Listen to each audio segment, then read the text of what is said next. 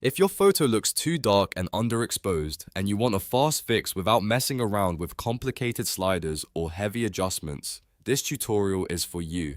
In the next few minutes, I'm going to show you how to brighten an underexposed image instantly in Gimp using a simple blending mode trick that gives you quick results with very little effort. This is perfect for beginners, and it's one of the easiest ways to make a photo look clearer, lighter, and more usable right away. If you find this helpful, make sure to hit that like button and subscribe for more simple Gimp tutorials just like this. Alright, let's jump in.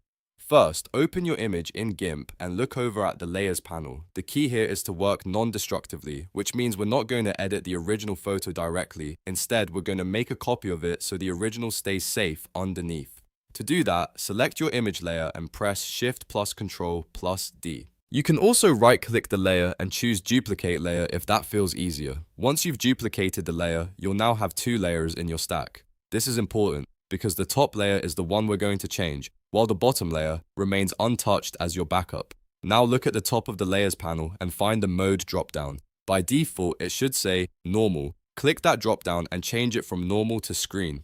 The Screen Blending mode is what does the magic here.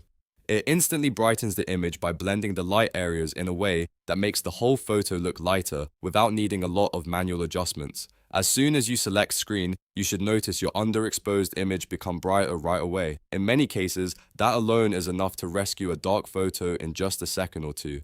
If the image now looks too bright, don't worry, because you can fine-tune it very easily. Just go to the opacity slider in the Layers panel and lower it a little until the brightness looks natural. A small adjustment can make a big difference, so try moving it down gradually until the image has the right balance. This gives you a clean, quick result without spending time on complex exposure tools or waiting for extra processing.